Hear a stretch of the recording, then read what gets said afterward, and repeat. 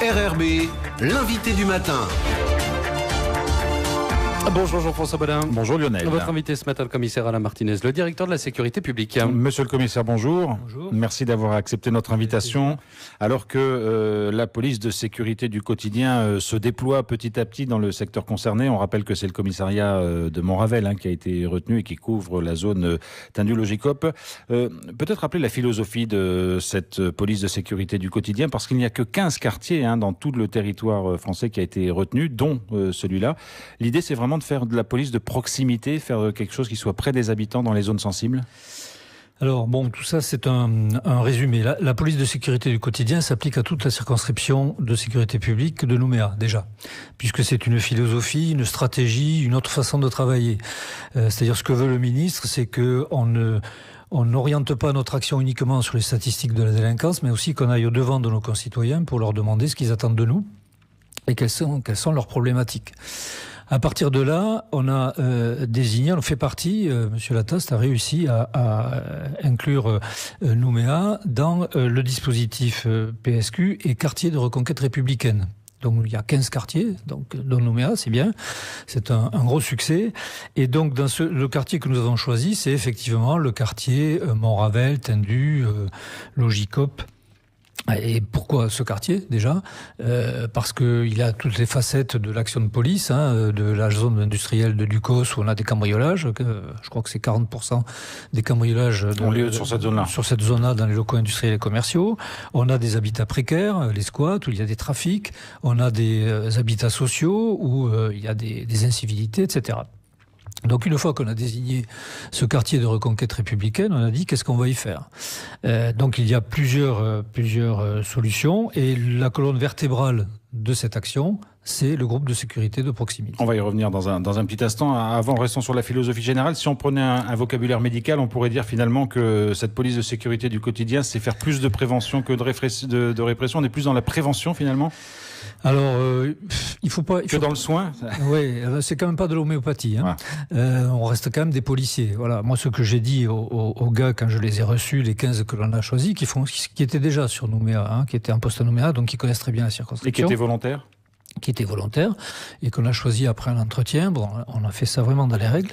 Ce que je leur ai dit, c'est que d'abord, ils étaient policiers, ils sont là pour interpeller. Bon, mais il ne faut pas oublier que nous devons à la population le contact que cette population attend. Et puis on parle de coproduction de sécurité. La sécurité, ce n'est pas que la police. Donc c'est pour ça qu'on va essayer de développer ce contact. Alors vous avez parlé de police de proximité, certes, mais il ne faut pas tomber dans les errements de la police de proximité où on ne faisait que ça. Voilà, donc cette orientation se veut la synthèse de la police de proximité et de l'action de police traditionnelle qui consiste à interpeller les auteurs d'infractions. Alors la partie la plus visible, vous l'avez dit, de cette police de sécurité du quotidien, c'est la mise en place de ce fameux groupe de sécurité de proximité. Combien d'hommes sont affectés dans ces groupes et quelle va être leur mission très précise ? Alors, sur le quartier de PLM, nous avions déjà 9 fonctionnaires. Nous en avons rajouté 15, donc on passe de 9 à 24. Donc c'est un effort vraiment très important. Et on est d'accord que ce sont du personnel supplémentaire. Absolument, puisqu'on les a pris sur la circonscription de Nouméa, donc ils font partie de toute façon, mais ils ont été intégralement remplacés par des arrivées de métropole. Donc ces 15 fonctionnaires sont affectés dans le quartier, sont fidélisés dans le quartier, ce qui veut dire qu'à 99% de leur activité, ils seront dans le quartier, sauf urgence absolue pour aider des collègues ailleurs, etc.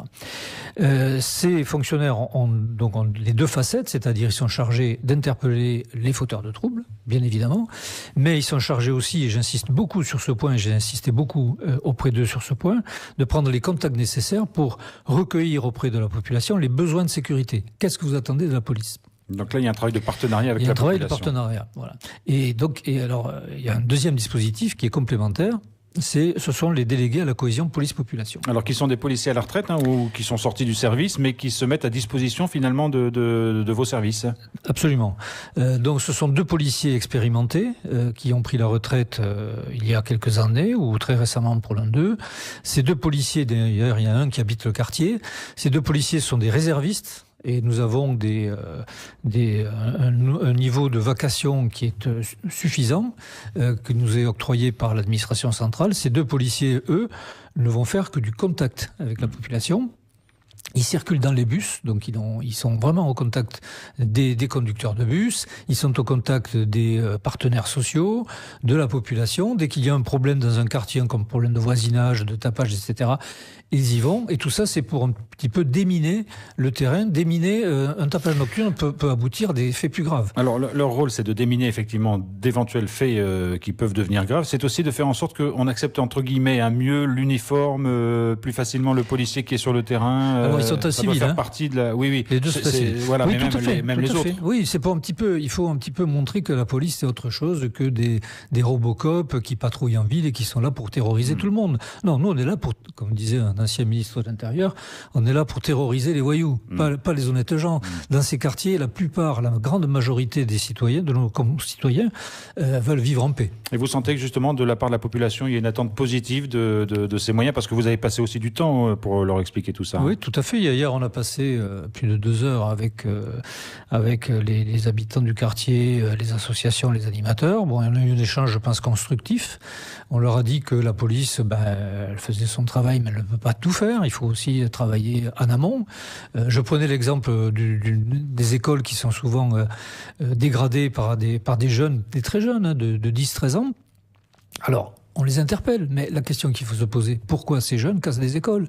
L'école doit être un sanctuaire, c'est un endroit où on peut s'élever dans la société, à travers lequel on peut s'élever dans la société, et donc ce sont les questions qu'il faut se poser, qu'il faut résoudre ensemble. La police ne peut pas tout résoudre. Est-ce que ce groupe de sécurité du proximité aura des moyens particuliers, je pense en matériel ? On parle beaucoup de ces fameuses vidéos piétons, caméras piétons. Oui, alors on a fait un effort là aussi, puisqu'ils ont deux véhicules neufs et de très bonne qualité, dont un pick-up, c'est le premier pick-up sérigraphié de la police. Ils ont aussi des tenues individuelles identifiées, on va même leur avoir un écusson pour vraiment qu'ils s'identifient à la mission. Ça paraît pas grand-chose, mais c'est plus important qu'il n'y paraît. Ils vont avoir des locaux, puisqu'on va déménager des locaux administratifs de Pierre Lanquette pour les rapatrier au commissariat central. Donc ils vont avoir des locaux adaptés. Et enfin, ils vont avoir aussi, notamment, les fameuses caméras piétons. On en attend 6. Donc pour 15 fonctionnaires, c'est très bien. Qui vont arriver d'ici la fin de l'année. Oui, non, on les attend. Donc voilà. Et qui vont servir à quoi alors ? La caméra piéton permet à la fois de sécuriser l'intervention pour le policier, mais aussi pour la personne qui est contrôlée. Voilà, en cas de contestation. Voilà, il ne peut pas y avoir de contestation. S'il y a une insulte envers le policier, ce sera dans la boîte, comme on dit. Et si le policier n'a pas une attitude déontologique, ce sera aussi dans la boîte. Un mot encore sur ce groupe de sécurité de proximité, parce qu'il va être lié au GLTD, dont on a parlé hier, qui est le groupe local de traitement de la délinquance, pour que la justice soit aussi présente finalement sur le terrain et que le travail entre police et justice soit peut-être encore plus proche. Alors bon... même si chacun a ses prérogatives, on est bien d'accord. Chacun a ses prérogatives, bien entendu. Nous travaillons sous le contrôle du procureur de la République en matière de délinquance, de la matière judiciaire. C'est vrai que le GLTD, pour moi, c'est complémentaire. C'est-à-dire, la justice va avoir un œil sur le quartier et va pouvoir intervenir à la fois sur les individus qui commettent des infractions et qui sont originaires de ce quartier. L'infraction pourrait être commise, par exemple, en zone gendarmerie, mais l'individu sera traité parce qu'il habite ce quartier, et la justice aura aussi un œil particulier sur les faits commis dans le quartier. Est-ce que ça peut aussi, parce que quand on interroge parfois des policiers, ils se disent, lassés, on interpelle des délinquants et puis on les retrouve dans la rue. Est-ce que ça va permettre peut-être de réduire cette fracture ou cette mécompréhension qu'il peut y avoir de temps en temps ? Oui, bon, ça, je peux comprendre le policier qui interpelle et qui est parfois déçu de la suite judiciaire, mais bon, là, le procureur s'est exprimé à plusieurs reprises sur ce sujet. En Nouvelle-Calédonie, c'est un des territoires où on traite le plus de délinquance, c'est un territoire où il y a le plus de détenus par rapport au nombre d'habitants. Donc le travail il est fait, mais on peut pas mettre tout le monde en prison. Ce qu'il faut savoir aussi, c'est qu'un individu qui est convoqué en justice dans 3 à 4 mois, il est parfois condamné par cette justice et nous on le récupère après pour l'amener en prison. Donc alors c'est pas la prison immédiate, mais voilà. Alors c'est vrai que c'est compliqué, mais bon là le procureur de la République est mieux placé que moi pour vous répondre sur ce sujet. Monsieur le commissaire, il y a forcément une attente qui est créée autour de ce dispositif parce que ça a un petit aspect expérimental quand même. À partir de quand vous allez pouvoir dire ça marche pas, il faut améliorer ceci. Vous avez un échéancier en quelque sorte pour pouvoir adapter les choses en cas de besoin? Ben déjà, on a un suivi quotidien. Quotidiennement, chaque groupe du GSP nous envoie son activité. Nous avons des tableaux de bord. Bon, je crois quand même qu'il faut nous laisser quelques mois. On ne peut pas travailler sous quelques jours. C'est quand même un travail de long terme. C'est un travail de long terme. Alors, il y a beaucoup d'attentes de la population. Pour nous, c'est un challenge, faut le dire, parce que peut-être on invente la police de demain, une autre façon de travailler. Bon, les statistiques, on les regarde toujours, mais on va pas regarder que ça. On va écouter nos concitoyens. Donc, c'est une nouvelle façon de travailler. On a beaucoup d'espoir, mais c'est un vrai challenge. Là. Il faut voir dans quelques mois ce que ça va donner. Ça replace les policiers au cœur de la société, d'une certaine façon ? Oui. Un petit peu comme il y avait quand on était jeune, les policiers qui étaient présents en ville et qui voilà. Mais c'était une autre époque. C'est une époque où on laissait les voitures moteur tournant devant la boulangerie, où on ne fermait pas les logements. Bon, tout ça, c'est fini. La métropole, il y a longtemps que c'est fini. Il y a longtemps que c'est fini. Et ici aussi, malheureusement. Voilà pour cet aspect police de sécurité du quotidien. Un mot peut-être sur les autres moyens de la police, parce qu'on sait qu'il y a une brigade canine qui est en train de se monter. Où est-ce qu'on en est là-dessus ? Et là, ça concerne tous les quartiers de Nouméa. Oui.